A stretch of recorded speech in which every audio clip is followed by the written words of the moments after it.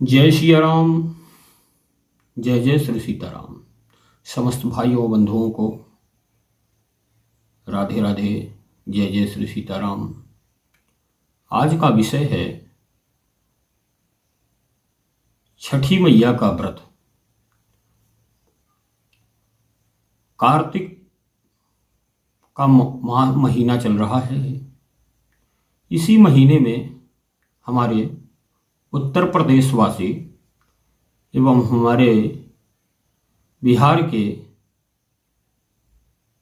समस्त भक्तजन छठी मैया का व्रत करते हैं।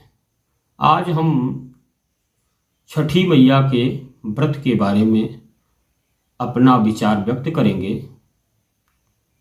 और कैसे व्रत किया जाए इसके ऊपर विचार होगा। सबसे पहले समझने की बात है कि छठी मैया का व्रत कब से प्रारंभ होगा। कार्तिक शुक्ल पक्ष चतुर्थी दिन मंगलवार तारीख 5 नवंबर प्रथम दिन रहेगा छठी मैया का व्रत और 6 नवंबर दूसरा दिन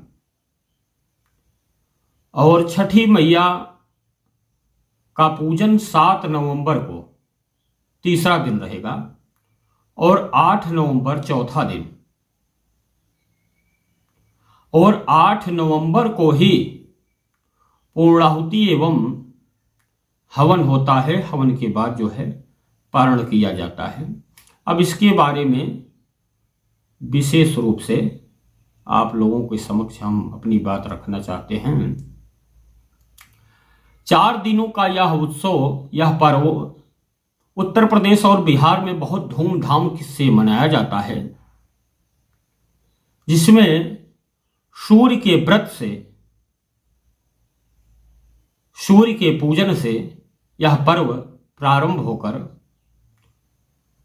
छठी मैया के व्रत तक पूर्ण होता है। और छठी मैया को देवसेना के नाम से भी जाना जाता है।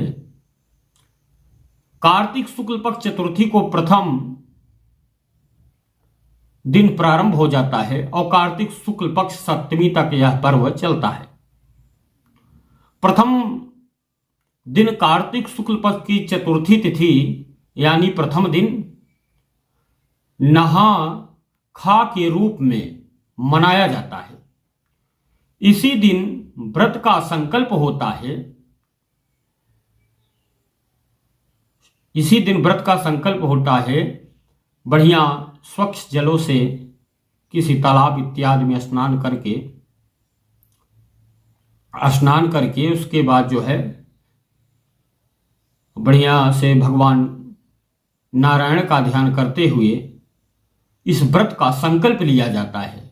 हाथ में एक कुश होता है। कुश को लेकर उसके बाद जो है जल को लेकर और अक्षत को लेकर और उसके बाद लाल पुष्प को लेकर भगवान सूर्य और छठी मैया के व्रत का संकल्प किया जाता है कि हे मातेश्वरी जगज्जननी जगदम्बिका पराम बा पराशक्ति मैया, हे भगवान सूर्य नारायण, हमारे घर और परिवार, हमारे बाल बच्चों को तरक्की देना, उनके कार्य में अनेकानेक प्रकार की जो बाधाएं आती हो उसे दूर कर देना, उसके बाद हमारे पति की लंबी उम्र मिले, इसीलिए इस व्रत को किया जाता है। ऐसा संकल्प भी ले लेना चाहिए। संकल्प लेने के बाद भगवान सूर्य का विधिवत पूजन करके उनको अर्घ प्रदान किया जाता है। अर्घ जो है गंगा जल और रोली लाल पुष्प से मिश्रित भगवान सूर्य को अर्घ दिया जाता है, जल दिया जाता है। और उसके बाद जो है उसी समय छठी मैया देवसेना को भी निमंत्रण दिया जाता है कि जो है छठी मैया हमारे परिवार, बाल बच्चों, हमारे पति सभी की लंबी उम्र देना, उनसे ऐसे प्रार्थना किया जाता है जैसे भगवान सूर्य से किया जाता है। और इस व्रत में प्रथम दिन चावल लौकी चावल बनाया जाता है और लौकी की सब्जी और चने की दाल को सेवन किया जाता है। लहसुन, प्याज इत्यादि तामसिक चीजें वर्जित हो जाती है। साफ सफाई का विशेष ध्यान देना चाहिए। ये जो भोजन का प्रबंध किया जाता है, ये भोजन का प्रबंध जो है मिट्टी की कच्ची मटकी लाकर उसी में बनाया जाता है। भोजन बनाने के उपरांत छठी मैया को और भगवान सूर्य को अर्पण कर दिया जाता है, भोग लगा दिया जाता है, प्रसाद के रूप में भोजन ग्रहण किया जाता है। फिर इसी प्रकार से दूसरा दिन आ जाता है। कार्तिक शुक्ल पक्ष पंचमी को दूसरा दिन खरना किया जाता है। सुबह अर्घ देकर इस दिन व्रत में शाम को सूर्य अस्त के समय भगवान को सूर्य को प्रणाम किया जाता है। उसी दिन छठी मैया का आगमन का दिन माना जाता है। दूसरे दिन इसी दिन निर्जला व्रत रखा जाता है। पूरे दिन हमारी माताएं बहनें निर्जला व्रत रखती हैं और शाम को गुड़ का दूध और घी, चावल और गुड़ केसर मिश्रित करके शाम को खीर बनाया जाता है और रोटी बनाई जाती है, रोटी में घी लगाकर। उसके बाद इसी को छठी मैया और भगवान सूर्य नारायण को भोग लगाकर और अपने अगल बगल में प्रसाद को वितरित करके स्वयं पाया जाता है। इसी प्रकार से हमारा दूसरा दिन का व्रत जो है पूर्ण हो जाता है। इसी प्रकार इसी पंचमी को नए वस्त्र धारण किया जाता है पूजा के समय। इसमें जो खीर बनती है साठी के चावल और दूध, घी, गुड़ से खीर बनती है और मिट्टी के पात्र में बनाया जाता है। हाँ, इसी प्रकार से तीसरे दिन का व्रत शुक्ल पक्ष षष्ठी व्रत सारे दिन निर्जला व्रत होता है और इस दिन शाम को भगवान सूर्य को अर्घ दिया जाता है। इस दिन चावल के लड्डू बनाया जाता है और ठेकुआ बनाया जाता है। इसी दिन डाल को सजाया जाता है। एक सुंदर सी टोकरी तैयार की जाती है और कलशुक तैयार किए जाते हैं। तांबे और कलशुक जो होते हैं तांबे और पीतल के हों तो ज्यादा अच्छा हो, या तो बांस के बने हों कलशुक, और उस टोकरी को पीले वस्त्रों से आच्छादित उसमें बांध दिया जाता है और उसमें बढ़िया सुंदर सुंदर से फलों को रखा जाता है और घाट तक ले जाया जाता है। सभी प्रसाद तैयार करके घाट तक ले जाया जाता है। सभी तैयारी करके नए वस्त्र धारण करके घाट पर जाया जाता है अर्घ के लिए। अर्घ देने के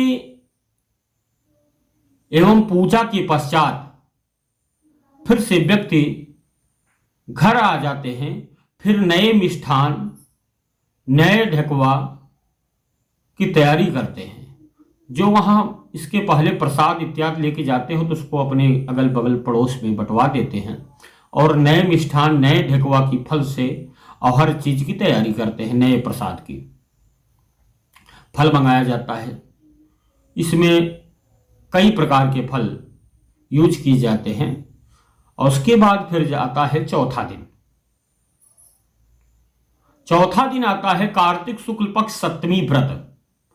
प्रातः काल बेला में अर्घ दिया जाता है और पूजन किया जाता है। भगवान सूर्य को अर्घ दिया जाता है और गंगा जल में रोली, चंदन, लाल पुष्प डालकर भगवान सूर्य को अर्घ दिया जाता है और छठी मैया का पूजन किया जाता है। और अर्घ्य के बाद जल से बाहर आकर सूखे वस्त्र धारण करके हवन किया जाता है। वहीं सूर्य और छठी मैया कि जो हमने इतने दिनों से व्रत किया, ओम घृणे सूर्याय नमः, इस मंत्र से 108 बार आहुति दिया जाता है भगवान सूर्य को। और उसके बाद छठी मैया के नाम से ओम छठी देवेभ्यो नमः स्वाहा, इस मंत्र से आहुति दिया जाता है। और नहीं तो ओम देव सेनाय नमः स्वाहा, इस मंत्र से भी छठी मैया को आहुति 108 बार दिया जाता है। उसके बाद जो है व्रत को पूर्ण मान लिया जाता है। हवन के बाद जो है पूर्णाहुति करने के उपरांत व्रत को पूर्ण हो जाता है।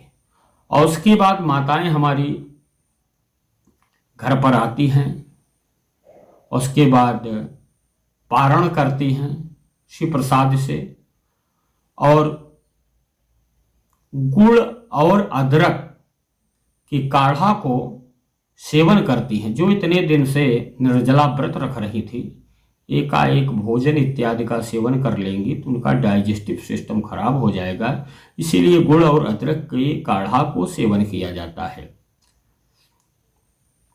सभी माताओं को हमारी जानकारी कैसी लगी छठी मैया के बारे में? अगर अच्छा लगा हो तो हमारे चैनल को सब्सक्राइब, लाइक एवं शेयर करें।